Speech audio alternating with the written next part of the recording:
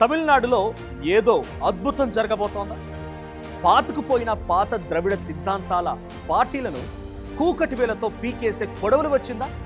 సడన్గా political screen పైకి entry ఇచ్చి మదురైలో మీటింగ్ పెట్టి చెన్నైలో ఎన్నికల ధమ్కి ఇచ్చి తమిళనేలను ఏలే కొత్త ముఖం తెరపైకి వచ్చిందా?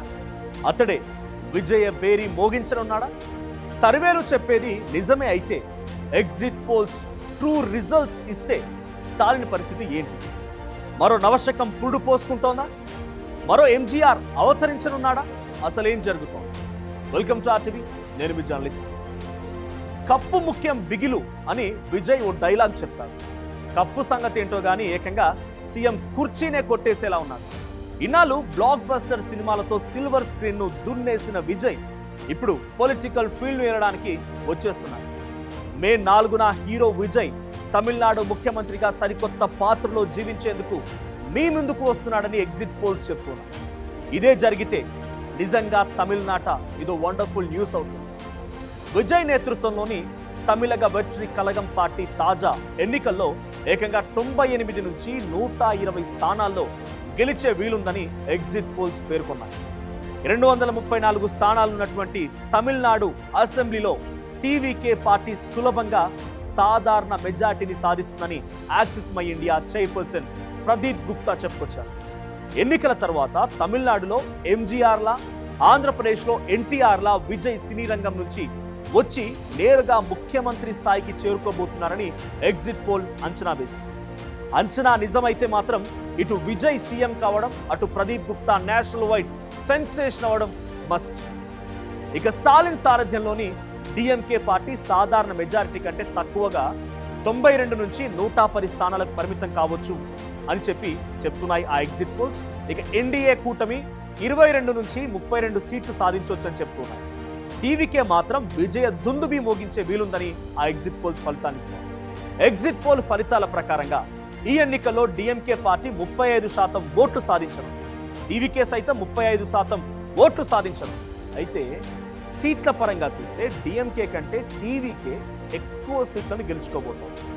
అన్నా డిఎంకే 23% ఓట్లు సాధించి 22 నుంచి 32 చోట్ల మాత్రమే గెలిచే అవకాశం ఉందనేది ఆ ఎగ్జిట్ పోల్స్ అంచనా.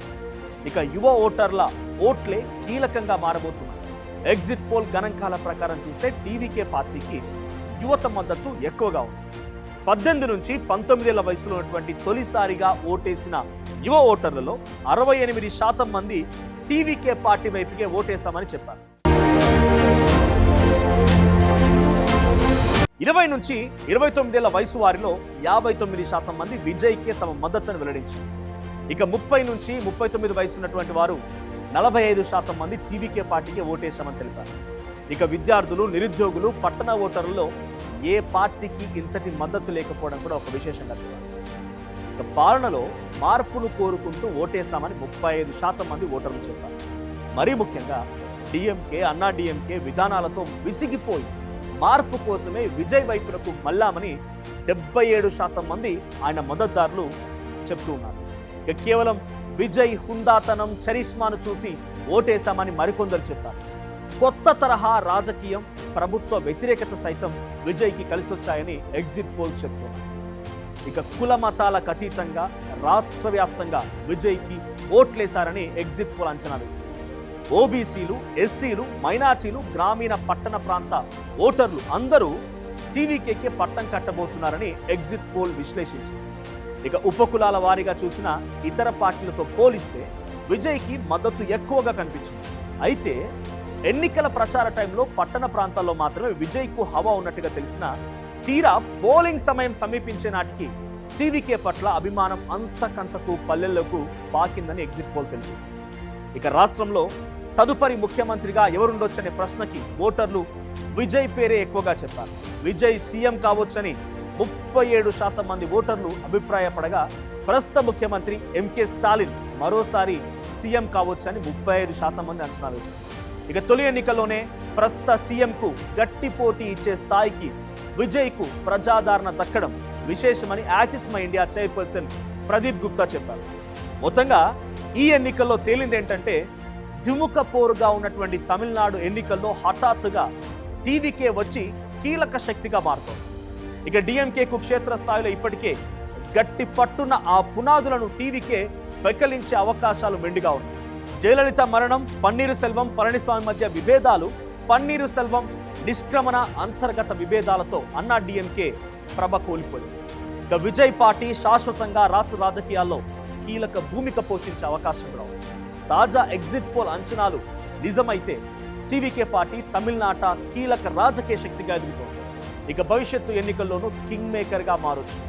తెలుగునాట ఎన్టీఆర్ కూడా 9 నెలల్లో ఎన్నికల గ్రౌండ్లో అడుగుపెట్టి కాంగ్రెస్ కు చుక్కలు చూపించారు, సీఎంగా అవతరించారు. తమిళనాడులో ఎంజీఆర్ కూడా సేమ్ టు సేమ్. ఇప్పుడు విజయ్ కూడా వీళ్ళిద్దరి వారసత్వాన్ని కొనసాగిస్తాడా, లేదనంటే సర్వే రిపోర్ట్స్ సంతోషం కాసేపేనని కామ్గా ఉంటాడా? మే 4వ తేదీన ఉదయానికల్లా తమిళనాడు కొత్త ముఖ్యమంత్రి ఎవరో తెలిసిపోతుంది. అంతవరకు వెయిట్ అండ్ సీ.